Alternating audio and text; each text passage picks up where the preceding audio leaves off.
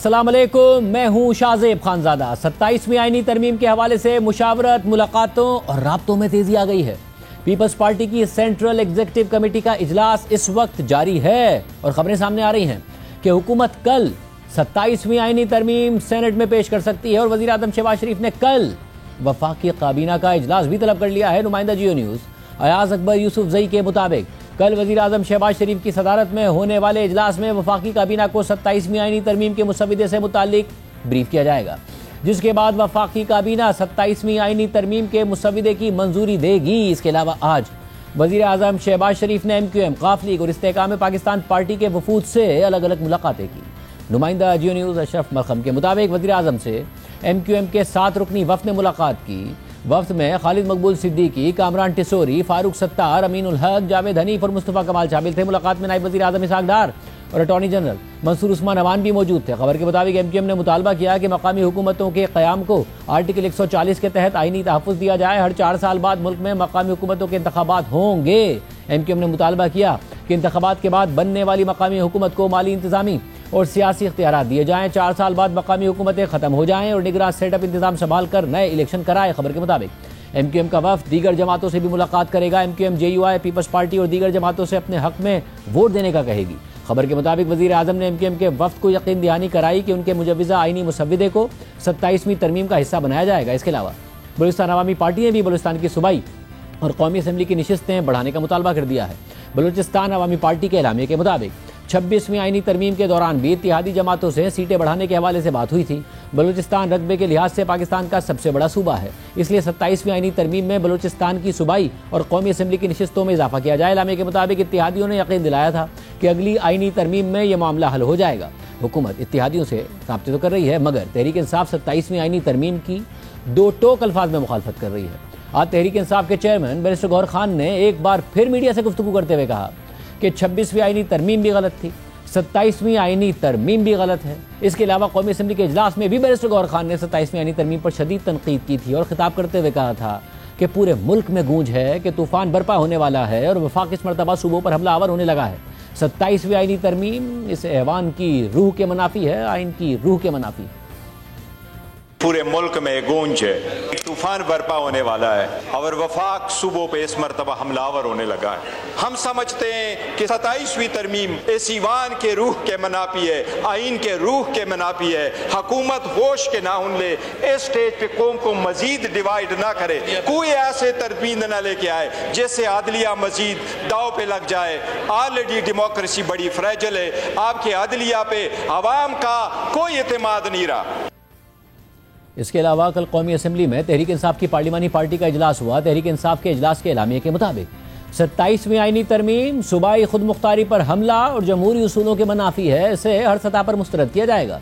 अरकान असम्बली ने वाज़ेह किया कि पाकिस्तान तहरीक इंसाफ मुल्क में आइन, जमहूरियत और वफाकी इकाइयों के हुकूक की मुहाफिज है और किसी भी गैर आइनी तरमीम को मंजूर नहीं होने देगी। पार्लिमानी पार्टी ने 27वीं आईनी तरमीम के खिलाफ पार्लियामेंट के अंदर और बाहर भरपूर एहतजाज करने का फैसला किया। पीपल्स पार्टी का सेंट्रल एग्जीक्यूटिव कमेटी का इजलास इस वक्त जारी है। इजलास शुरू होने से पहले पीपल्स पार्टी की सेक्रेटरी इत्तलात शाजिया मरी ने मीडिया से गुफ्तगू करते हुए कहा कि सूबों को दिए गए इख्तियारात की किसी भी तजवीज़ की पीपल्स पार्टी हिमायत नहीं करेगी। अगर सूबों के हवाले से कोई बात होगी तो हमारा उस पर बहुत क्लियर मौक़िफ़ है। 9 माह के बाद एक ड्राफ्ट पे एग्रीमेंट हुआ तो उसमें बहुत मेहनत लगी और अगर हुकूमत हमसे ये तवक्का करती है कि हम उनके प्रपोज़ल को सुनकर उसे मान ले तो ये मुमकिन नहीं है। पाकिस्तान पीपल्स पार्टी आइडियली जो सूबे हैं उनको मजबूत देखना चाहती है और सूबों को दिए गए इख्तियारात कभी भी पीपल्स पार्टी वापस नहीं ले सकती, ना ऐसे किसी प्रपोज़ल पर हामी भर सकती है। जो हम बातें सुनते हैं कि जी 18वीं तरमीम की बात होगी या NFC के शेयर की बात होगी, तो इसमें पीपल्स पार्टी का बहुत क्लियर मौक़िफ़ है कि इससे हम कभी भी पीछे हटने वाले नहीं हैं। तो 18th अमेंडमेंट का रोल बैक तो पॉसिबल ही नहीं है। अगर आप पीपल्स पार्टी की सपोर्ट चाहते हैं तो इस तरह के किसी काम में पाकिस्तान पीपल्स पार्टी शराकतदारी नहीं कर सकती। इसके अलावा अवामी नेशनल पार्टी के सरबराह सेनेटर अहमद वली खान ने एक्स पर पोस्ट करते हुए लिखा है कि 18वीं तरमीम को कुछ नहीं होगा, रिलैक्स, रखवाले यहाँ मौजूद हैं। इसके अलावा वज़ीर आला सिंध मुराद अली शाह से सवाल हुआ कि NFC के तहत सूबों के हिस्से को जो तहफ़्फ़ुज़ हासिल है उससे मुताल्लिक मुजव्वज़ा तरमीम की क्या पीपल्स पार्टी हिमायत करेगी, तो उन्होंने जवाब दिया नहीं। फिलहाल भुट्टो ने जैसे बता दिया कि NFC में जो सूबों का शेयर है उसको जो तहफ़्फ़ुज़ हासिल है उस शिक में जो है वो तरमीम की बातें हो रही है, तो कुछ बात नहीं उसकी हिमायत करेगी? नहीं, मैं खुद पूरी तरीके से वाकिफ हूँ, लेकिन मैं इतना श्योर हूँ कि हमारी लीडरशिप, हमारी पार्टी की position regarding the 18th amendment, regarding because मैं के भी डिटेल में ये हो जाए, इसलिए कि अभी वो फिर एक कंट्रोवर्सी शुरू हो जाएगी। जब हो जाएगी 27वीं तरमीम पर आपके साथ बैठूंगा और एक्सप्लेन करूंगा कि मैंने नहीं क्यों कहा। इसके अलावा कल इस्टेब्लिशमेंट के करीब समझे जाने वाले सेनेटर फैसल बाउडा ने जमीयत उलमा इस्लाम के सरबराह मौलाना फजलुर रहमान से मुलाकात की। मुलाकात के बाद सेनेटर फैसल बाउडा ने मीडिया से बात करते हुए कहा कि आप 27वीं के लिए बेताब हैं, मैं 28वीं की तैयारी कर रहा हूं और मुझे ये तरमीम बहुत स्मूथली पास होती हुई नजर आ रही है। जैसे जैसे पाकिस्तान की चीज़ें याद आती जाएंगी वैसे वैसे तरमीम आती जाएगी, तरक्की होती जाएगी। आप लोग 27वीं के लिए बेताब हो रहे हैं, मैं 28वीं की तैयारी पे खड़ा हुआ हूँ। मुझे तो ये बहुत स्मूथ होती हुई और बहुत स्मूथली पास होती हुई नजर आ रही है। एक्सपेक्टेड प्लान ये है कि सेनेट से ही होगी, जो जिधर का मैं सेनेटर हूँ, फिर उसका कमेटी में चला जाएगा। ये एज पर प्लान है। फ्राइडे को इजलास है, ज़रूरत पड़ी सैटरडे को भी बुला लेंगे और ज़रूरत पड़ेगी तो संडे को भी बुला लेंगे। लेकिन इसके अंदर क्लैरिटी रखें कि जो इबाम है किसी की चीज़ के ऊपर, किसी भी चीज़ के ऊपर, उसके अंदर फ्लाइट ऑन बोर्ड है।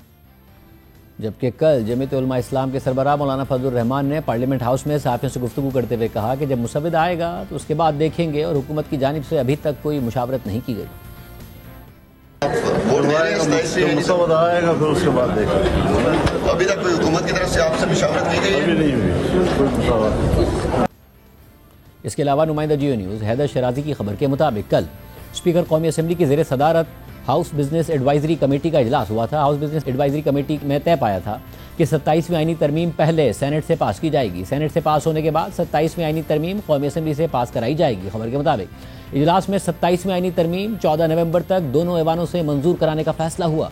हुकूमत 27वीं आईनी तरमीम पार्लियामेंट में पेश करने जा रही है। इस हवाले से कौमी असम्बली के नंबर गेम के मुताबिक हुकूमत को कौमी असम्बली में आईनी तरमीम के लिए 237 अराकीन की हिमायत हासिल है, जबकि हुकूमत को आईनी तरमीम की मंजूरी के लिए 224 वोट दरकार है। कौमी असम्बली में नून लीग के अराकीन की तादाद 125 और पीपल्स पार्टी के 74 अराकीन हैं। MQM के 22, काफ लीग के 5, इस्तेकाम पाकिस्तान पार्टी के 4 अराकीन हुकूमती इत्तेहाद का हिस्सा हैं। इसके अलावा मुस्लिम लीग जिया, नेशनल पार्टी, बाप पार्टी का एक रुकन और 4 आज़ाद अराकीन भी हुकूमती इत्तेहाद का हिस्सा हैं। यानी पीपल्स पार्टी के बगैर हुकूमत के लिए 27वीं आईनी तरमीम को मंजूर करवाना नामुमकिन होगा, जबकि कौमी असम्बली में अपोजिशन जमातों के अराकीन की तादाद 88 है। इसके अलावा नुमाइंदा जियो न्यूज़ नौशीन यूसुफ की खबर के मुताबिक हुकूमत को आईनी तरमीम के लिए सेनेट में 64 वोट्स दरकार होंगे। हुकूमती बेंचेस पर इस वक्त पीपल्स पार्टी 26 सेनेटर्स के साथ सबसे बड़ी जमात है। नून लीग के 20 सेनेटर्स हैं। हुकूमती बेंचेस पर बलोचिस्तान अवामी पार्टी के 4 अराकीन हैं। MQM के 3 सेनेटर्स हैं। नेशनल पार्टी का 1 और काफ लीग का भी 1 सेनेटर है। हुकूमती बेंचेस पर 3 आज़ाद सेनेटर्स हैं, जिनमें सेनेटर अब्दुल करीम, सेनेटर अब्दुल कादिर और मोहसिन नकवी शामिल हैं। ताहम 3 सेनेटर्स ऐसे हैं जो ना हुकूमती ना अपोजिशन बेंचेस पर बैठते हैं, ताहम वो हुकूमत को वोट देते हैं। उनमें अनवारुल हक काकड़, असद कासिम और सेनेटर फैसल बाउडा शामिल हैं। इसी तरह सेनेट में हुकूमत को 61 अराकीन की हिमायत हासिल है। अपोजिशन बेंचेस पर 1 आज़ाद सेनेटर नसीमा एहसान भी हैं, जिन्होंने 26वीं आईनी तरमीम को वोट दिया था। अपोजिशन बेंचेस पर ANP के 3 सेनेटर्स हैं, जिन्होंने 26वीं आईनी तरमीम में हुकूमत को वोट दिया था। इस तरह हुकूमत को 65 सेनेटर्स के वोट हासिल हो सकते हैं। सेनेट में अपोजिशन बेंचेस पर PTI के 14 अराकीन हैं। अपोजिशन बेंचेस पर PTI के हिमायत याफ्ता 6 आज़ाद अराकीन हैं। एक नौमुंतखब सेनेटर खुर्रम ज़िशान जल्द हल्फ उठा लेंगे। ताहम PTI के हिमायत याफ्ता 1 आज़ाद सेनेटर मुराद सईद ने अभी तक हल्फ उठाना है।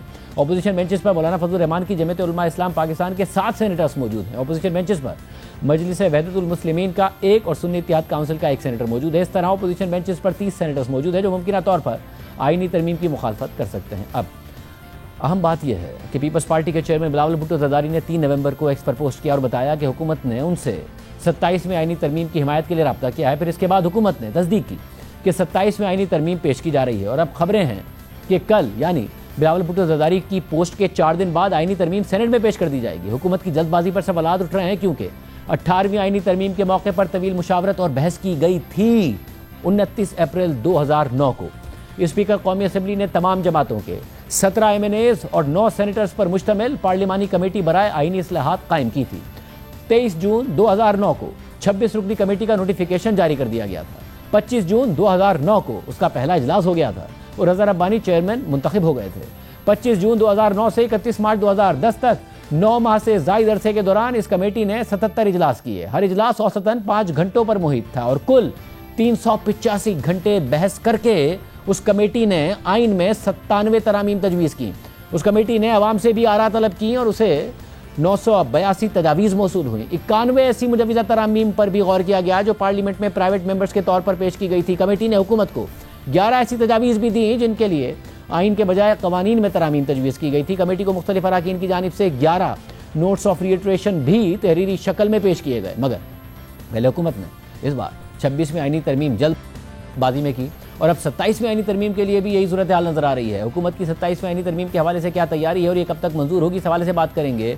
इसके अलावा इस्तांबुल में पाकिस्तान और अफगानिस्तान के वफूद के मुज़ाकरात भी जारी हैं। इन दोनों मामलों पर बात करने के लिए हमारे साथ वज़ीर इत्तलात अता तारड़ मौजूद हैं। अता तारड़ साहब, बहुत शुक्रिया हमेशा ज्वाइन करने के लिए। अता तारड़ साहब, क्योंकि बिलावल भुट्टो ज़रदारी ने ही ट्वीट किया था जिसमें जो प्रोटेक्शन है प्रोविंशियल शेयर की NFC में उसके रिमूवल की बात की गई थी, अब तो पीपल्स पार्टी ने वाज़ेह तौर पर कह दिया कि हम किसी ऐसी चीज़ का हिस्सा नहीं बनेंगे जो 18वीं तरमीम को रोल बैक करे या फिर प्रोविंशियल शेयर के हवाले से उसको ख़त्म करे। एमल वली खान साहब कह रहे हैं कि ऐसा कुछ नहीं होगा 18वीं तरमीम के हवाले से और जो मुहाफिज हैं वो बैठे हुए हैं, तो कैसे आगे बढ़ेगी हुकूमत? बहुत शुक्रिया शाहजेब साहब। देखिए, एक तो कल डॉक्टर तारिक फजल चौधरी ने जो वजीर हैं पार्लिमानी उमूर के, उन्होंने floor of the house barrister Gohar के बाद बात करते हुए कहा कि कतन 18वीं तरमीम को रोल बैक नहीं किया जा रहा। यही पोजीशन मैंने मुख्तलिफ टॉक शोज में और अपने स्टांस में ली और मैं आज आपके शो के तवस्सुत से भी ये बात बड़ी कैटेगोरिकली कह रहा हूं कि कोई 18वीं तरमीम को नहीं छेड़ा। बिलावल साहब की जो ट्वीट थी वो एक मैक्सिमम पोजीशन थी। हमारे यहाँ आदत है कि हम हर चीज़ को हार जीत बना लेते हैं, हर चीज़ को एक अना का मसला बना लेते हैं कि जी ये ना हुआ तो पता नहीं क्या हो जाएगा। जब कोई तजवीज़ आती है और सियासतदान आपस में किसी किस्म का प्रपोजल डिस्कस करते हैं, जैसे कि एजुकेशन के हवाले से कि पूरे मुल्क में एक ही सिलेबस होना चाहिए, जैसे कि पॉपुलेशन के हवाले से कि पॉपुलेशन बहुत तेज़ी से बढ़ रही है, हर साल हम न्यूजीलैंड के बराबर आबादी ऐड कर रहे हैं पाकिस्तान के अंदर, तो ये इस पे इफेक्टिव जो है वो पॉलिसी रिक्वायर्ड है, एक यूनिफाइड सिंगल पॉलिसी रिक्वायर्ड है। ये डिबेट है। NFC के हवाले से डिबेट है कि क्या पॉपुलेशन को ही इंसेंटिव होना चाहिए NFC के लिए कि जितनी पॉपुलेशन होगी उतना NFC में शेयर होगा या कोई और फॉर्मूला होना चाहिए। ये डिबेट जब होती है तो ये एक डिबेट है, तजावीज़ हैं, प्रपोजल्स हैं जिनके ऊपर सैर हासिल गुफ्तगू होती है। आज भी लगभग 9 सियासी जमातों के साथ वज़ीर आज़म की मशावरत हुई, बातचीत हुई, मैं तमाम उन मीटिंग में मौजूद था। बड़ी अच्छी तजावीज़ भी सामने आई, जैसे कि MQM ने कहा कि आप लोकल गवर्नमेंट को उसकी सिक्योरिटी ऑफ टेन्योर को, उसकी फंडिंग को बेहतर कर दें। यही स्टांस एमल वली खान साहब ने लिया और मुख्तलिफ लोगों ने मुख्तलिफ तजावीज़ दी, जैसे कि चौधरी शुजात साहब का पुराना एक व्यू था 18वीं तरमीम के वक्त भी कि जी आप एजुकेशन को फेडरल के पास रहने दें, जिसके नतीजे में एजुकेशन पॉलिसी फेडरल के पास रही, HEC फेडरल के पास रहा। तो ये तजावीज़ आ रही हैं और we look forward to People's Party's central executive committee, उसमें भी बिल्कुल अच्छी तजावीज़ आएंगी। अब ये एक प्रोसेस है कि जब भी ये सेनेट में प्लेस होगा, ये नेशनल असेंबली में जाएगा, तो दोनों हाउसेस की जॉइंट कमेटी तश्कील दी जाएगी जिसमें तमाम पार्लिमानी लीडर्स की जो है वो नुमाइंदगी होगी, तमाम पार्लिमान की जमातों की नुमाइंदगी होगी। वहाँ पे एक एक तजवीज़ के ऊपर बातचीत भी होगी, डिस्कशन भी होगी, उसको ज़ेरे बहस भी लाया जाएगा। तो क्योंकि देखिए जो आइन है इट्स अ लिविंग डॉक्यूमेंट, एक जिंदा दस्तावेज है जिसमें चेंजेस होते रहते हैं वक्त के मुताबिक, ज़रूरियात के मुताबिक, हालात के मुताबिक। और 27वीं आइनी तरमीम को 26वीं आइनी तरमीम ने जन्म दिया है। 27वीं आइनी तरमीम की डिबेट तो 26 के फौरन बाद शुरू हो गई थी और होती रही है, तो ये जल्दबाजी नहीं है, एक ऑनगोइंग डिस्कशन की बार पॉलिटिक्स है। आपने देखा खबरों में कोई सदाकत नहीं है कि आप 15 नवंबर तक ये तरामीम कराना चाहती है हुकूमत, ये कोई सदाकत नहीं है कि दोनों हाउसेस से 15 नवंबर तक मंजूर कराना चाहती है हुकूमत। देखिए ये जब पार्लियामान में आती है और कमेटी में जाती है, इस पर बहस होती है, तो आज जो मुझे फील आई उन तमाम मीटिंग्स में जिसके अंदर मुख्तलिफ सियासी जमातें मौजूद थीं, मुझे तो ये फील आई कि कोई मेजर रोड ब्लॉक नहीं है, कोई मेजर इंपेडिमेंट नहीं है, मजीद कोई बहुत ज़्यादा महज मुबाहिसे की मुझे नज़र नहीं आई कि गुंजाइश या उसकी ज़रूरत कि तजावीज़ आई और अच्छे माहौल में आई, जिस पे काफ़ी पे अग्रीमेंट भी हुआ। तो जो बिलावल साहब ने एक फ्रेमवर्क ले किया था, वो एक मैक्सिमम पोजीशन थी कि ये फ्रेमवर्क है, इस पे डिस्कशन होगी। मकसद क्या है? देखिए, कोई भी काम करना हो उसका एंड ऑब्जेक्टिव होता है कि जी आपने गवर्नेंस बेहतर करनी है, मुल्क के दिफा को बेहतर करना है, वफाक के सूबों के साथ रिश्ते को मजबूत करना है। उस तक हम जैसे भी पहुंच सके वो फिर हम डिस्कस करेंगे। मगर देखिए ना, मगर होगी तो अगर 15 नवंबर तक कितनी डिस्कशन कर लेंगे ना। 18वीं तरमीम जब हुई तो मुख्तलिफ जमातों के, तकरीबन तमाम जमातों के 17 MNAs और 9 सेनेटर्स पर मुश्तमिल एक कमेटी बनाई गई। 9 महीने उस कमेटी ने काम किया, 77 उसके इजलास हुए, औसतन 5 घंटों पर मुहित एक इजलास होता था। कुल 325 घंटे उसने काम किया। उसने आइन में 97 तरामीम तजवीज़ की। अगर आप 15 नवंबर को करने जा रहे हैं तो फिर कितना ही बहस कर लेंगे। ये आपने बहुत अच्छी बात की। चार्टर ऑफ डेमोक्रेसी हुआ जिसने जन्म दिया 18वीं तरमीम को। उसमें बहुत बड़ी डिमांड थी कॉन्स्टिट्यूशनल कोर्ट की। वो डिबेट चलती रही, 18वीं तरमीम से शुरू हो गई थी, चार्टर ऑफ डेमोक्रेसी से शुरू हो गई थी। 26वीं आईनी तरमीम में कॉन्स्टिट्यूशनल बेंच बना। उस तजर्बे की कामयाबी की वजह से और वकला की डिमांड की वजह से और वकला की प्रोफेशनल बॉडीज की एक्सेप्टेंस की वजह से कॉन्स्टिट्यूशनल बेंच जो है वो कॉन्स्टिट्यूशनल कोर्ट की तरफ जा रहा है। इस पे लार्जली कंसेंसस नजर आता है। इस पे कितनी बहस कर लेंगे या इस पे कितने को प्रोज एंड कॉन्स आ जाएंगे कि एक डिबेट जो है वो 2005-6 से चल रही है कि मुल्क में कॉन्स्टिट्यूशनल कोर्ट्स होने चाहिए, मजीद कितना वक्त दरकार है। और देखिए बाकी भी जो तजावीज हैं, मगर वो जो चार्टर ऑफ डेमोक्रेसी का स्क्रिप्ट था, जो चार्टर ऑफ डेमोक्रेसी का स्पिरिट था वो तो ये था कि अदलिया ज्यादा आजाद हो, अदलिया पर बर्डन भी कम हो, और फिर जो चीफ जस्टिस है उसकी जात से इख्तियारात निकल के कमेटी के पास, सारे के सारा चार्टर ऑफ डेमोक्रेसी का स्पिरिट था। अब आपने जो आईनी बेंच बनाया है उसके तो स्पिरिट पर सवाल उठ रहा है कि अदलिया की आजादी पर हमलावर हो गए। अब जब कॉन्स्टिट्यूशनल कोर्ट की तरफ जाएंगे तो ऐसी क्या चीज है जो आईनी बेंच हुकूमत को नहीं दे रहा, या ऐसा क्या तंग हो रही है हुकूमत या रियासत की उन्हें कॉन्स्टिट्यूशनल कोर्ट चाहिए? ये सवाल कौन उठा रहा है? यानी इस्लामाबाद बार काउंसिल जो है वो जीती है वो सोच जो वकला हमारे साथ एसोसिएटेड थे। पंजाब बार काउंसिल वो जीते हैं। खैबर पख्तूनख्वा बार काउंसिल में हार गए हैं पीटीआई वाले। पाकिस्तान बार काउंसिल में हमें बर्तरी मिलने जा रही है। अदलिया के अंदर लार्जली एक्सेप्टेंस है। तो ये कौन कह रहा है कि आईनी जो बेंच है उससे बहुत को हक तलफी हो गई है? Let me tell you the facts कि जब आईनी बेंच बना है तो जो एक आम साइल है, शहरी है, उसके केसेस को ज्यादा तवज्जो मिल सकी है नॉर्मल सिस्टम के अंदर। अगर एक कॉन्स्टिट्यूशनल कोर्ट बन जाएगा तो जो सिविल और क्रिमिनल अपील्स हैं, केसेस हैं सुप्रीम कोर्ट के अंदर, वो जल्दी डिस्पोज ऑफ होंगे। क्योंकि देखिए इवन दो कॉन्स्टिट्यूशनल केसेस का जो हुजम है वो 5 से 10% है, मगर वक्त इस पे 50% लगता है। तो हमारे नजदीक तो ये बड़ी अच्छी बात है। और वकला बॉडीज का भी इस पर पूरा जो है वो इत्तेफाक नजर आता है। उनसे भी इस पे मजीद मुशावरत, क्योंकि अगर पीपल्स पार्टी से भी शामिल किया जाएगा फिर आप बात कर लें। मगर तार साहब जब भी पीपल्स पार्टी से पूछें वो भी चार्टर ऑफ डेमोक्रेसी का हवाला देते हैं कॉन्स्टिट्यूशनल कोर्ट के हवाले से। आपसे पूछें आप भी चार्टर ऑफ डेमोक्रेसी का हवाला देते हैं। अब चार्टर ऑफ डेमोक्रेसी में तो ये भी था कि जितनी भी स्पेशल कोर्ट्स हैं उन्हें खत्म कर दिया जाएगा, चाहे वो एंटी टेररिज्म कोर्ट्स हों या फिर अकाउंटेबिलिटी कोर्ट्स हैं। चार्टर ऑफ डेमोक्रेसी में ये भी था कि नैब को खत्म कर दिया जाएगा और फिर एक ट्रूथ एंड रिकंसिलिएशन कमीशन बनाया जाएगा ताकि एक्नॉलेज किया जाए कि कौन से विक्टिम्स हैं टॉर्चर के, इंप्रिजनमेंट के, स्टेट स्पॉन्सर्ड परसिक्यूशन के। चार्टर ऑफ डेमोक्रेसी में तो यह भी था कि हम किसी भी ऐसे रिजीम को ज्वाइन नहीं करेंगे जो कि मिलिट्री स्पॉन्सर्ड हो। चार्टर ऑफ डेमोक्रेसी में तो यह भी था कि जितने भी मिलिट्री और जुडिशियल ऑफिसर्स हैं उनकी जो फाइल करेंगे वो एनुअल एसेट्स और इनकम डिक्लेरेशन पार्लियामेंटेरियंस की तरह। चार्टर ऑफ डेमोक्रेसी में तो यह भी था कि लोकल बॉडीज इलेक्शंस हैं उनको हर 3 महीने के बाद जो है वो जनरल इलेक्शंस के बाद होल्ड किया जाएगा। बहुत कुछ था। तो फोकस सिर्फ कॉन्स्टिट्यूशनल कोर्ट पे क्यों है? चार्टर ऑफ डेमोक्रेसी में तो बहुत कुछ था। नहीं देखिए, obviously there has to be a starting point. जो स्पेशल लॉज हैं, चाहे वो नैब का लॉ हो, वो एफआईए का लॉ हो, ऑब्वियसली उसकी भी एवोल्यूशन हुई है। जो इर्तिका का प्रोसेस है वो रुका नहीं है। अगर एफआईए के लॉ ने बाकी बॉडीज को जन्म दिया है या बाकी कई इस पे स्पेशलाइज रूल्स बने हैं तो हर चीज का एक ऑल्टरनेटिव सिस्टम होता है। इसी तरह जो आपका मजिस्ट्रेसी का निजाम है वो कोई नई चीज नहीं है। इस मुल्क में वो निजाम राइज रहा है ताकि लोअर जुडिशरी पे बर्डन ना हो एडमिनिस्ट्रेटिव मैटर्स का, प्राइस कंट्रोल का, लॉ एंड ऑर्डर का। वो अपने जो फौजदारी और दीवानी मुकदमात हैं उस पर फोकस करें। तो वो तो एक पुरानी चीज है जिसको रिवाइव किया जा रहा है। तो मैं नहीं समझता कि इसमें कोई नेगेटिविटी या कोई मजायका है या कोई ऐसी कॉम्प्लिकेटेड चीज है कि जिसको मजीद बहुत ज्यादा देर लगानी चाहिए।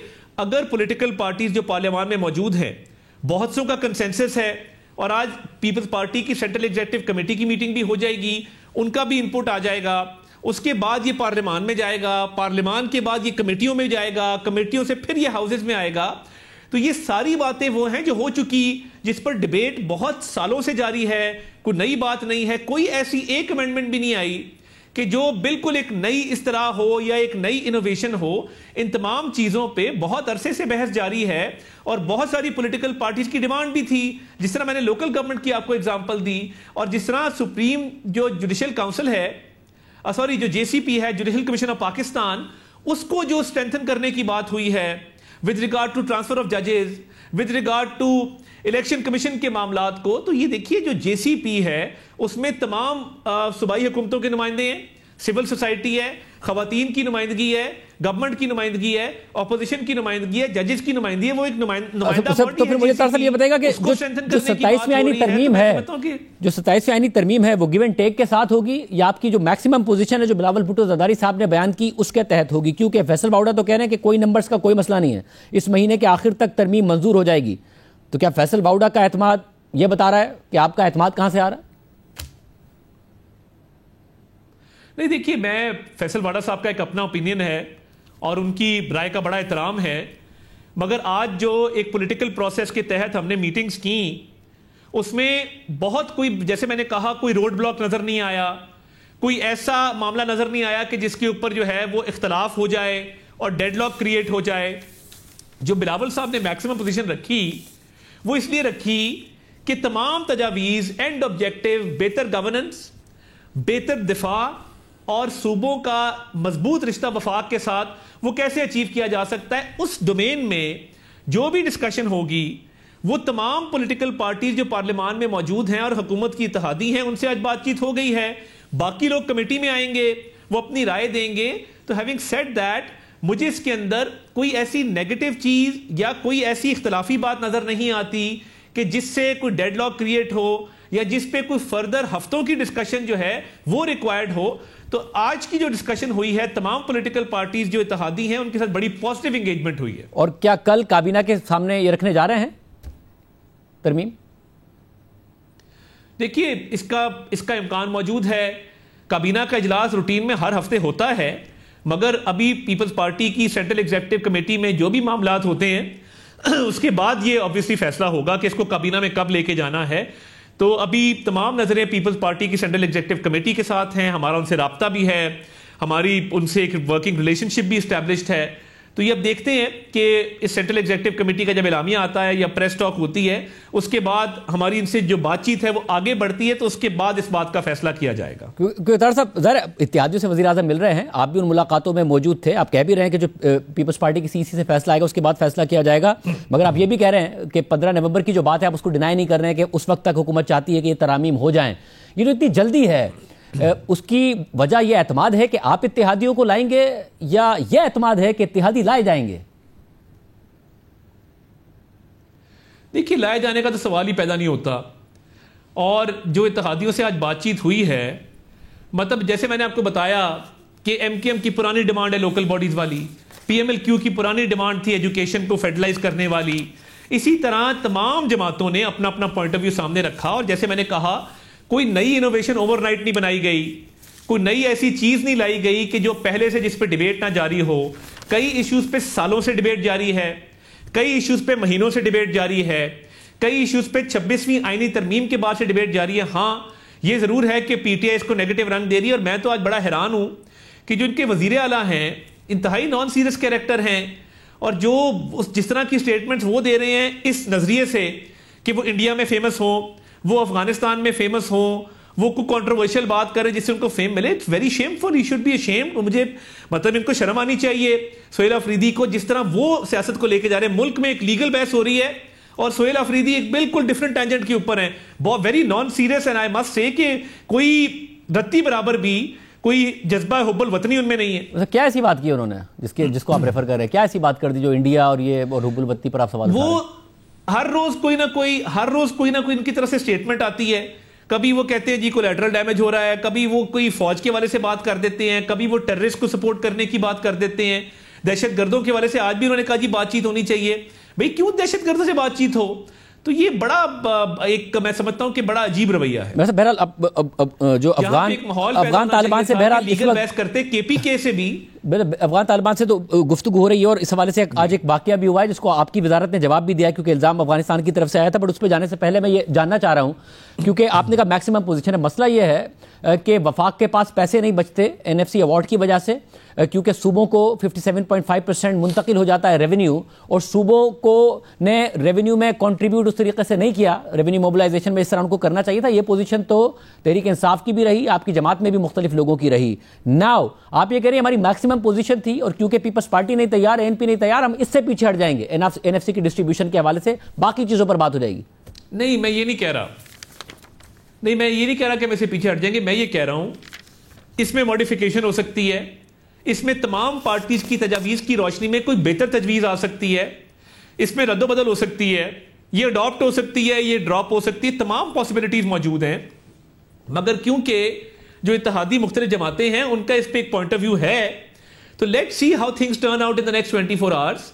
मगर ये बात जरूर है कि ये एक बहस चलती आई है और बहुत अरसे से चलती आई है, तो इसके नतीजे में कोई मॉडिफिकेशन आ सकती है, कोई बेहतरी आ सकती है, कोई इसमें कमी आ सकती है, कोई इसकी और फॉर्मुलेशन आ सकती है, तो इस पे तो बातचीत चलेगी इंशाल्लाह ताला। अच्छा, वो 243 उसके हवाले से जो मेंशन किया बिलावल भुट्टो ज़रदारी ने, उसके बाद बहस शुरू हो गई और ज़ाहिर बहस यहां तक चली गई कि क्या इसके गिर्द घूमती है 27वीं तरमीम और दीगर मामला। तो क्या 243 का क्या मामला है, क्या तब्दीली करने जा रहे हैं? देखिए, जैसे मैंने कहा कि जहां गवर्नेंस को बेहतर करना है, मुल्क के दिफा को भी बेहतर करना है, तो देखिए अब जो जंग की फॉर्म है वो मुख्तलिफ डोमेन्स में है, इंफॉर्मेशन डोमेन में है, स्पेस के डोमेन में है, साइबर स्पेस के डोमेन में है, उसकी जहतें तब्दील हुई हैं। तो सिनर्जी पैदा करने के लिए, एक मजीद दिफा का एक मजबूत और मरबूत निज़ाम पैदा करने के लिए, और पाकिस्तान ने एक जंग जीती अल्हम्दुलिल्लाह, एक बड़े दुश्मन को हराया जो पाकिस्तान से 4 गुना बड़ा दुश्मन था, तो आइंदा के लिए भी एक बेहतर सिनर्जी पैदा करने के लिए इस पे कुछ ना कुछ जो है वो गौर किया जा रहा है। मगर मैं ये सजेस्ट करूंगा कि क्योंकि एक नेशनल सिक्योरिटी का मामला है, इस पे दुनिया में कई बहस नहीं होती और क्या सराइयों से परहेज करना चाहिए, तो ऑल आई कैन से कि इस पे सिनर्जी पैदा की जा रही है और एक मुल्क के दिफा को मजबूत करने के हवाले से जो है वो गौर किया जा रहा है। तो ये जो गौर हो रहा है, ये इदारे की ख्वाहिश पर हो रहा है या वज़ीर आज़म की ख्वाहिश पर हो रहा है? देखिए, ऑब्वियसली वजीर आजम की ख्वाहिश है कि एक जंग हम जीते और पूरी दुनिया ने उसका इतराफ किया, वेस्टर्न बॉर्डर से हमला आया उसको हमने पसपा किया, पूरी दुनिया में कहा जा रहा है जी 6 नहीं 7 नहीं 8 जहाज पाकिस्तान ने गिराए हैं और एक अल्लाह ताला ने फतह दी है। तो मैं ये समझता हूं कि ये हर पाकिस्तानी की, हर मुहिब्बे वतन पाकिस्तानी की ये ख्वाहिश होनी चाहिए कि मुल्क का दिफा मजबूत हो। अच्छा, मुझे ये भी बताइएगा कि मुज़ाकरात हो रहे हैं पाकिस्तान के और अफगानिस्तान के, अफगान तालिबान के, और सीज़ फायर अभी तक तो होल्ड कर रहा है, मगर फिर ज़बीउल्लाह मुजाहिद साहब ने ये पोस्ट किया कि खिलाफ वर्जी हुई है। हालांकि एक तरफ मुज़ाकरात हो रहे हैं मगर दिस आफ्टरनून पाकिस्तानी फोर्सेस ने फायर खोला और जिसके बाद जो है ये कंसर्न पैदा हुआ, मगर आपकी वजारत ने जवाब दिया ऐसा कुछ नहीं हुआ, उनकी तरफ से हुआ और पाकिस्तान ने रिस्पॉन्ड किया। क्या मामला है? देखिए, हम एक तो उनके क्लेम को स्ट्रांगली रिजेक्ट करते हैं और वजारत की तरफ से एलामिया जारी किया गया है कि ये जो चमन वाले बॉर्डर पे इन्होंने इल्ज़ाम लगाया, उनकी तरफ से फायरिंग की गई जिसका पाकिस्तान ने मेजर्ड और बड़ा जिम्मेदाराना रिस्पॉन्स दिया और जितना रिस्पॉन्स ज़रूरी था उतना रिस्पॉन्स दिया। अब वो फायरिंग बंद हुई है, सीज फायर जो है वो कंटिन्यू कर रहा है और हम टोटली कमिटेड हैं जो टॉक्स चल रही हैं उनके साथ। तो आई होप इसका पॉजिटिव हल निकलेगा। तो इस पे हमारा बड़ा क्लियर स्टांस है, एलामिया वजारत की तरफ से जारी हो चुका है। और जो मुज़ाकरात हैं उसके लिए भी आप उम्मीद कर रहे हैं कि कोई पॉजिटिव हल निकलेगा? जी एब्सोल्युटली। देखिए ना, एक रिव्यू है, उसमें कुछ मोडेलिटीज तय होनी है, मामलात ने आगे बढ़ना है, तो आई एम वेरी होपफुल। मुझे लगता है कि इंशाल्लाह ताला इसके मुस्बत नतीजे जो हैं वो सामने आएंगे। मगर मुस्बत नतीजा वही पाकिस्तान कबूल करेगा कि जिसकी सूरत ये होगी कि जो तहरीक तालिबान पाकिस्तान उसे ऑपरेट करने की इजाजत नहीं दी जाएगी, अफगान सरजमीन से पाकिस्तान में हमला नहीं होगा, हुआ तो पाकिस्तान रिस्पॉन्ड करेगा। पाकिस्तान का एक ही स्टांस है, दहशतगर्दी खत्म हो, अफगान सरजमीन पाकिस्तान के खिलाफ दहशतगर्दी की कार्रवाइयों में इस्तेमाल ना हो, पाकिस्तान में अमन लौटे, पाकिस्तान की इकॉनमी थ्राइव कर रही है, पाकिस्तान में लॉ एंड ऑर्डर भी ठीक हो जाएगा, तो पाकिस्तान इंशाल्लाह ताला हर हवाले से आगे प्रोग्रेस कर रहा है। तो हमारा सिर्फ फोकस ये है दहशतगर्दी, दहशतगर्दों का खात्मा और कोई भी जो अफगान सरजमीन है वो पाकिस्तान के खिलाफ इस्तेमाल ना हो, तो ये हमारा फोकस है। और अब जो जॉइंट मैकेनिज्म बना था, आपको याद होगा, जो टर्किश फॉरेन ऑफिस की तरफ से एलामिया जारी किया गया कि तस्दीक का एक मुश्तरका निज़ाम वज़ा किया जाएगा ये चेक करने के लिए कि किसने खिलाफ वर्जी की है और खिलाफ वर्जी की सूरत में सजा दी जाएगी, तो वो इन प्लेस है। तो लेट्स होप कि इस पे बेहतर इसका कुछ नतीजा निकले। बहुत शुक्रिया वज़ीर इत्तलात अरशद साहब हमारे साथ मौजूद थे, आपने गुफ्तगू सुनी। प्रोग्राम में एक ब्रेक शामिल करते हैं। भारत से अहम खबरें सामने आ रही हैं। राहुल गांधी ने एक नया स्कैंडल खड़ा कर दिया है मोदी हुकूमत के लिए, उसकी तफसीलात आपके सामने रखेंगे ब्रेक के बाद।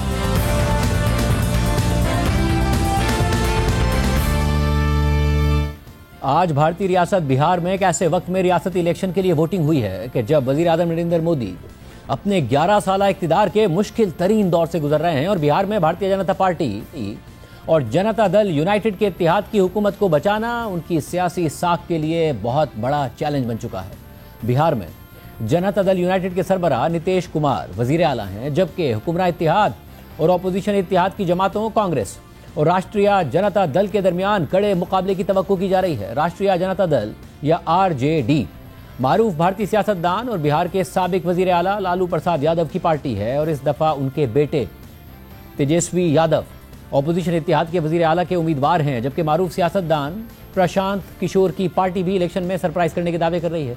बिहार में अपने इत्तेहादी जेडीयू के नीतीश कुमार की वजारत आला बचाना नरेंद्र मोदी के लिए इस लिहाज से बहुत अहम है क्योंकि गुज़िश्ता साल के कौमी इलेक्शन में लोकसभा में नरेंद्र मोदी की जमात बीजेपी को सादा अक्सरियत नहीं मिली थी और नरेंद्र मोदी को सादा अक्सरियत के साथ वज़ीर आज़म बनने के लिए इत्तेहादियों की 31 नशिस्तों की ज़रूरत थी, जिनमें से 12 नशिस्तें जनता दल यूनाइटेड की हैं।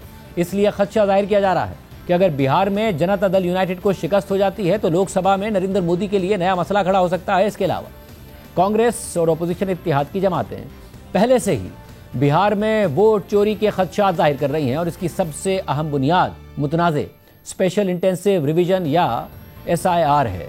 भारतीय इलेक्शन कमीशन ने अपोजिशन की सख्त मुखालफत के बावजूद SIR के तहत बिहार में 25 जून से 26 जुलाई तक वोटर लिस्टों पर नज़रसानी की थी और फिर कुछ दिन बाद नज़रसानी शुदा वोटर लिस्टें जारी कर दी थी, जिसके बाद राहुल गांधी ने दावा कर दिया था कि बिहार में नई जारी की गई वोटर लिस्टों में 65 लाख वोट डिलीट कर दिए गए हैं।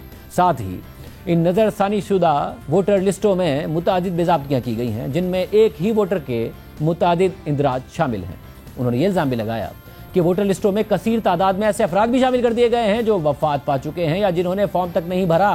साथ ही बहुत से लोगों के नाम और तस्वीरें भी दुरुस्त नहीं हैं। अपोजिशन के इल्ज़ामात के मुताबिक बिहार के मुस्लिम अक्सरियती इलाकों से हज़ारों वोट निकाल दिए गए क्योंकि ये वोट बीजेपी को नहीं जाते थे। साथ ही कुछ जिंदा अफराद को मुर्दा भी करार दे दिया गया ताकि बिहार में बीजेपी इत्तेहाद को शिकस्त से बचाया जा सके। हालांकि इन इल्ज़ामात का ज़्यादा ताल्लुक बराह रास्त इलेक्शन कमीशन से था, मगर इलेक्शन कमीशन की जगह बीजेपी मैदान में आ गई और इन तमाम इल्ज़ामात को मुस्तरद कर दिया, जबकि खुद इलेक्शन कमीशन ने तहकीकात या कार्रवाई करने के बजाय राहुल गांधी से ही सबूत पेश करने का मुतालबा कर दिया।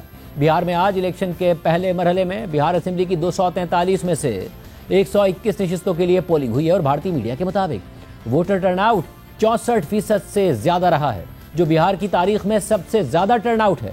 बिहार इलेक्शन के दूसरे मरहले में 11 नवंबर को वोटिंग होनी है और 14 नवंबर को वोटों की गिनती का अमल शुरू होगा। इस इलेक्शन को भारतीय वज़ीर आज़म नरेंद्र मोदी के लिए एक बड़े चैलेंज के तौर पर देखा जा रहा है, क्योंकि एक तरफ गुज़िश्ता कई महीनों से मोदी हुकूमत को अपनी खारजा पॉलिसी और बैनुल अक़वामी ताल्लुकात की वजह से कड़ी तनक़ीद का सामना करना पड़ रहा है और वज़ीर आज़म मोदी शदीद दबाव में है। साथ ही मुल्क के अंदर कांग्रेस के रहनुमा और अपोजिशन लीडर राहुल गांधी रवा साल अगस्त से वोट चोरी के खिलाफ बाकायदा मुहिम चला रहे हैं और इल्ज़ाम लगा रहे हैं कि वज़ीर आज़म मोदी को वोट चोरी करके इक़्तिदार दिलवाया गया। राहुल गांधी मुख्तलिफ रियासतों और हल्कों से वोट चोरी और मुबैना धांधली के बड़े स्कैंडल्स सामने ला रहे हैं। आज बिहार इलेक्शन के पहले मरहले में वोटिंग से सिर्फ एक दिन पहले यानी कल राहुल गांधी ने हरियाणा फाइल्स के नाम से एक और बड़े मुबैना इलेक्शन फ्रॉड से पर्दा उठाया। राहुल गांधी ने 2024 के हरियाणा के रियासती इलेक्शन में बीजेपी और इलेक्शन कमीशन पर 5 तरीकों से वोट चोरी करके कांग्रेस की फतह को शिकस्त में बदलने के इल्ज़ाम लगाए। राहुल गांधी ने बताया कि हरियाणा में 8 नशिस्तों पर कांग्रेस हारी थी और हारी हुई नशिस्तों पर मजमूई तौर पर 22,000 वोट्स की कमी थी, मगर हरियाणा इलेक्शन में चोरी किए गए वोट्स की तादाद 25 लाख। राहुल गांधी ने वज़ीर आज़म मोदी, अमित शाह और इलेक्शन कमीशन को इस सब का जिम्मेदार ठहराते हुए कहा कि भारत को दुनिया में सबसे बड़ी जमहूरियत कहा जाता है, मगर यह सच नहीं, झूठ है। भारत की जमहूरियत को तबाह कर दिया गया। इन तीनों ने और नरेंद्र मोदी जी ने और अमित शाह ने मिलकर हिंदुस्तान की डेमोक्रेसी को खत्म कर दिया है। हिंदुस्तान के कॉन्स्टिट्यूशन पर यह आक्रमण है। हमारे पास यही रास्ता है कि हम देश के युवाओं को बताएं कि जिस सिस्टम पे आप भरोसा करते हो, डेमोक्रेटिक सिस्टम, जिसके बारे में पूरी दुनिया में कहा जाता है India is the largest democracy, वो सच्चाई नहीं है, वो झूठ है। India's democracy has been destroyed and this is 100% proof that I have given you. Rahul Gandhi ने अपनी मीडिया ब्रीफिंग में इंकशाफ किया कि ब्राजील से ताल्लुक रखने वाली एक मॉडल की तस्वीर को इस्तेमाल करके हरियाणा के इलेक्शन में कभी सीमा, कभी स्वीटी और कभी सरस्वती के नाम से 22 दफा वोट डाला गया। हरियाणा की जनता से पूछना चाहता हूं कि ये कौन है, इसकी एज क्या है, ये कहां की है, इसका नाम क्या है, ये आपको बता सकता हूं। कभी इसका नाम सीमा, कभी स्वीटी, कभी सरस्वती। 22 बार 10 बूथ में इसको वोट देने का मौका मिलता है। वोटर लिस्ट पे है। कहां की है? ब्राजील की है। हरियाणा की नहीं है, हिंदुस्तान की नहीं है, ब्राजील की है, मॉडल है। राहुल गांधी ने डुप्लीकेट वोटों की मिसाल देते हुए दिखाया कि एक ही तस्वीर पर 2 पोलिंग बूथ में 223 वोट डाले गए। साथ ही एक रियासत में वोट देने के बाद एक ही शख्स दूसरी रियासत में भी वोट डाल देता है। उन्होंने कुछ ऐसे घर भी दिखाए जहां 66, 108 और 501 अफराद बतौर वोटर रजिस्टर्ड हैं, जबकि 1 लाख से जायद ब्लर्ड फोटोज को भी धांधली के लिए इस्तेमाल किया गया। एक फोटो, एक असेंबली, 100 वोट। ये देखिए, रेहाना, अलग अलग नाम, सेम फोटोग्राफ, बेगम, सलीम खान। आप सोचोगे कि भाई एक फोटो एक असेंबली में 100 वोट बहुत बड़ी बात है। नहीं, 223 वोट 2 बूथ में। हमने आपको पहले दिखाया, ये 2 पोलिंग बूथ की लिस्ट है। ये इनका चेहरा आना शुरू होता है। सोनिया देवी, विक्रम सिंह, गुरदीप सिंह, नीलम, एक चेहरा 223 बार 2 बूथ में। दालचंद जी बीजेपी के यूपी में सरपंच है, उनका बेटा यशवीर, ये यूपी में मिनिस्टर लक्ष्मी नारायण साहब के साथ बैठे हुए हैं, पीछे बैठे हैं। ये यूपी में वोट करते हैं और यही हरियाणा में वोट कर रहे हैं। ऐसे हजारों वोटर हैं जो यूपी में वोट कर रहे हैं और फिर आकर हरियाणा में वोट करते हैं। इसलिए ये पूरा स्टैगर्ड प्रोसेस है कि भैया हरियाणा में पहले होगा, फिर यूपी में बाद में होगा, फिर गुजरात में यहां होगा। ये पूरा जो स्ट्रक्चर बनाया गया है इसके लिए बनाया गया है। 19 lakh bulk voters. BJP leader Umesh, इनका एड्रेस हाउस नंबर 150, इनके घर में 66 लोग रहते हैं। चेक किया, झूठ। हाउस नंबर 265 होडल में 501 लोग इसमें रहते हैं। चेक किया, झूठ। 500 लोग कैसे रह सकते हैं घर में? कौन सा घर है जहां 500 लोग रहते हैं? हाउस नंबर 1904 108 वोट, वो देख लीजिए, छोटा सा घर है, इसमें 108 वोट। ये देखिए दूसरे तरीके का 1,24,000 ब्लड फोटोज कि आप जाओ, आपका चेहरा देखा, जी करा तो वोट करवा दिया, नहीं तो नहीं करवाया। Flexibility for cheating. सिंपल नाम देखिए, मंजू, ममता, संगीता, दुर्गा, पिता का नाम सुनील, पिता का नाम सूरज। जो मन करता है कर दो, डाल दो अंदर, मैन्युफैक्चर करो। राहुल गांधी ने हरियाणा की हुकूमत को गैर कानूनी करार देते हुए कहा कि एग्जिट पोल्स के मुताबिक कांग्रेस हरियाणा में स्वीप कर रही थी। खुद बीजेपी के लोग भी कह रहे थे कि कांग्रेस हरियाणा में हुकूमत बनाने जा रही है, मगर ऑपरेशन सरकार चोरी लागू किया गया और कांग्रेस की फतह को शिकस्त में तब्दील कर दिया गया। एग्जिट पोल्स दिखा रहे थे कि कांग्रेस पार्टी हरियाणा को स्वीप कर रही है। ये देखिए 5 एग्जिट पोल्स हैं। बीजेपी के लोग भी हमें बता रहे थे कि देखिए आप इस बार हरियाणा में सरकार बना रहे हो। एक ऑपरेशन सरकार चोरी लागू किया गया। एक प्लान जिससे कांग्रेस की जो विक्ट्री थी, लैंडस्लाइड जो विक्ट्री होनी थी, वो लॉस में, हार में बदली जाए। ये हरियाणा का फाइनल इलेक्टोरल मैप है। कांग्रेस पार्टी हरियाणा के चुनाव को तकरीबन 22,000 वोट से हारी। 8 कंस्टिट्यूएंसीज में हारे, ये लिस्ट है इनकी। मगर अगर आप वोट डिफरेंस जोड़ दें तो अगर हमें 22,000 वोट इन कंस्टिट्यूएंसीज में मिल जाता तो हम जीत जाते। 5 तरीके की वोट चोरी है हरियाणा में। Duplicate voters 5 lakh, invalid addresses तकरीबन 90,000, बल्क वोटर्स 19 लाख। और ये जो आखिरी हमने खाली रखे हैं, misuse of form 6, misuse of form 7, ये एडिशंस और डिलीशंस हैं। महादेवपुरा के प्रेजेंटेशन के बाद इलेक्शन कमीशन हमें ये फॉर्म नहीं देती। फॉर्म 6 और फॉर्म 7 में हमारा अंदाजा है कि तकरीबन 10 लाख एक्स्ट्रा वोट चोरी होगी, मगर उसको हम इग्नोर कर रहे हैं आज, क्योंकि वो रिकॉर्ड हमारे पास नहीं है। 2 करोड़ वोटर हरियाणा में, 25 लाख वोट चोरी। 8 में से 1 वोटर चोरी का। 12.5% वोट चोरी थी हरियाणा में। तब भी कांग्रेस पार्टी सिर्फ 22,000 वोट से हारती है। हरियाणा के सब युवाओं को यह मालूम होना चाहिए कि आपकी जो सरकार है वो इलिजिटिमेट सरकार है। आपके चीफ मिनिस्टर जो हैं वो चोरी के चीफ मिनिस्टर हैं। कांग्रेस पार्टी वो चुनाव जीती थी, बीजेपी वो चुनाव हारी थी। राहुल गांधी ने इलेक्शन कमीशन पर इल्जाम लगाया कि वो अगर चाहे तो बड़ी आसानी से डुप्लीकेट वोट्स और एड्रेसेस की निशानदेही कर सकता है, मगर इलेक्शन कमीशन बीजेपी की मदद करने के लिए ऐसा नहीं कर रहा है। सवाल उठता है कि ईसी डुप्लीकेट्स क्यों नहीं हटाता? डेटा का समय है, ये एआई का समय है, 2 मिनट में आप क्लीन कर सकते हो। आपको सिर्फ डुप्लीकेट नेम्स निकालो, डुप्लीकेट नेम्स निकल आएंगे, डुप्लीकेट एड्रेसेस निकालो, डुप्लीकेट एड्रेसेस निकल आएंगे, डुप्लीकेट फोटो निकालो, डुप्लीकेट फोटोज निकल आएंगे। ये क्यों नहीं कर रहे हैं? क्योंकि ये बीजेपी की मदद कर रहे हैं, सिस्टमैटिकली वोट चोरी करवा रहे हैं। राहुल गांधी ने खदशा जाहिर किया कि जो सिस्टम हरियाणा में लागू किया गया वही अब बिहार में लागू किया जाएगा। राहुल गांधी ने बिहार के एक गांव से ताल्लुक रखने वाले कुछ ऐसे अफराद को स्टेज पर बुलाया जिनके वोट ही डिलीट कर दिए गए। इस सिस्टम जो हरियाणा में लागू हुआ, उससे पहले महाराष्ट्र में, मध्य प्रदेश में, छत्तीसगढ़ में यही सिस्टम बिहार में लागू होगा। This is an example just from one village where voters have been deleted. We have invited them to come and talk to you. मेरा गांव धर्मपुर है सर, इस्लाम नगर ब्लॉक से। हमारे साथ में ऐसा सरकार कर रहे हैं जो कि कहने लायक नहीं है। पूरे परिवार का वोटर लिस्ट से नाम हटा दिया गया क्योंकि हम विकलांग है, कहीं जा आ नहीं सकते हैं, और उसमें लिख दिया है कि अनुपस्थित के कारण तुम्हारा नाम काट दिया गया, जबकि हम कहीं कमाने लायक भी नहीं जाने लायक है सर। और इस स्थिति में है, आप लोग सामने देख सकते हैं। आपके गांव में कितने लोगों का वोट कटा है? मेरे गांव में लगभग अगर ऐसे देखा जाए तो वोटर लिस्ट से गायब 187 लगभग हुआ है। 187 लोग काटे गए हैं। और अगर न्यू वोटर को ऐड कर दिया जाए सर तो वो 300-350 लगभग हो जाएंगे, क्योंकि 150 न्यू वोटर जोड़ना था जिसे जोड़ा नहीं गया। मेरा नाम भी वोट लिस्ट से काट दिया गया है। हम लोग जो बोले आपका नाम कट गया तो उसको जुड़िए, तो बोला आपका नाम नहीं जुड़ेगा। आपका नाम नहीं जुड़ सकता। नहीं। इसी तरह राहुल गांधी ने आज बिहार के अवाम से कहा कि मुझे लगता है कि इन्होंने बिहार का पिछला इलेक्शन भी चोरी किया था। अब भी नरेंद्र मोदी, अमित शाह और इलेक्शन कमीशन वोट चोरी में लगे हुए हैं। आपने इस बार वोट चोरी नहीं होने देना।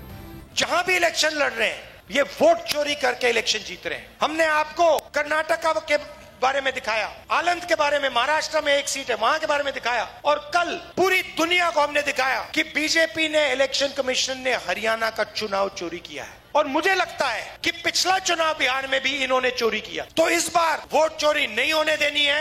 बिहार के युवा, ये आपका भविष्य है। Narendra Modi, Amit Shah, election commission vote चोरी में लगे हैं। आपकी जिम्मेदारी बनती है संविधान की रक्षा करना है, वोट चोरी नहीं होने देना है बिहार में। बीजेपी राहुल गांधी के इल्जामात को मुस्तरद कर रही है, जबकि इलेक्शन कमीशन ने भी इन इल्जामात को गलत करार दे दिया है। आज बिहार में जलसे से खिताब करते हुए बीजेपी रहनुमा और भारतीय वजीर दाखिला अमित शाह ने कहा कि 14 नवंबर को राहुल गांधी और लालू प्रसाद यादव की पार्टियों का पत्ता साफ हो जाएगा और दोबारा हमारी हुकूमत बनेगी। आज मैं घूमते घूमते 33वीं जगह आया हूँ। पूरे बिहार का मैंने दौरा किया है। 14 तारीख को परिणाम क्या आने वाला है, बेनीपट्टी वालों जानना है क्या? अरे जोर से बोलो, जानना है क्या? 14 तारीख को मतगणना में लालू और राहुल की पार्टी का सुपड़ा साफ होने वाला। 14 तारीख को फिर से एक बार एनडीए की सरकार बनने वाली। भाइयों बहनों, गलती से भी कमल छाप और तीर छाप के अलावे बटन दबाया तो नए भेष में, नए कपड़ों के साथ फिर से जंगल राज आ जाएगा, जंगल राज आ जाएगा। बीजेपी ने ऑपरेशन सिंदूर को अपनी इंतखाबी मुहिम का हिस्सा बनाया हुआ है। कल बिहार में एक जलसे से खिताब करते हुए वजीर दिफा राजनाथ सिंह ने एक बार फिर कहा कि ऑपरेशन सिंदूर अभी खत्म नहीं हुआ। अगर दोबारा पहलगाम जैसा कोई वाकया हुआ तो हम फिर से हमला करेंगे। बहनों भाइयों, ऑपरेशन सिंदूर में आतंकवादी सारे ठिकानों को सफाया कर दिया। कितने लोग मारे गए उस संख्या को मैं यहाँ बहुत विस्तार में जाकर नहीं चर्चा करना चाहता, और मुझे करना भी नहीं चाहिए।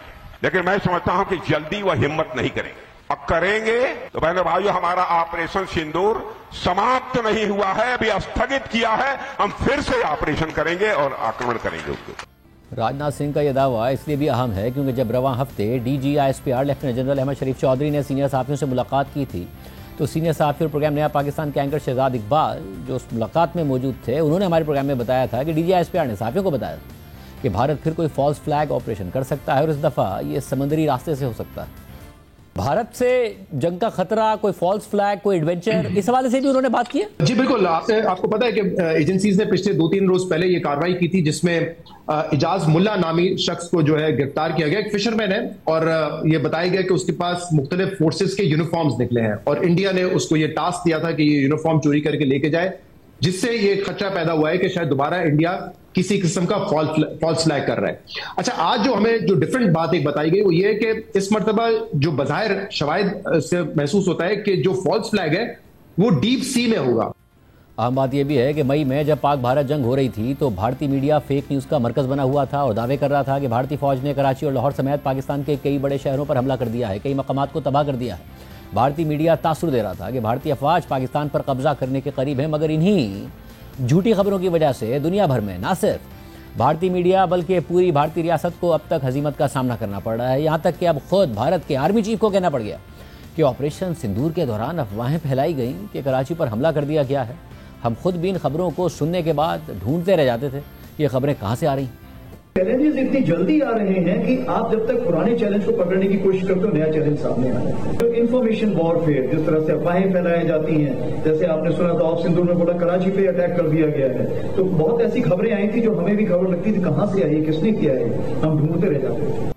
ये वाज़ेह हो कि खुद भारतीय मीडिया भारतीय सिक्योरिटी ज़राए को कोट करके ये खबरें चला रहा होता था और भारतीय आर्मी चीफ कहते हैं खुद ढूंढते रह जाते थे कि ये खबरें कहाँ से आ रही हैं। जहाँ मोदी हुकूमत ऑपरेशन सिंदूर को कामयाब करार देकर क्रेडिट और वोट लेने की कोशिश कर रही है, तो वहीं दुनिया में ये तजज़िये और तबसरे हो रहे हैं कि ऑपरेशन सिंदूर भारत की कामयाबी नहीं नाकामी थी।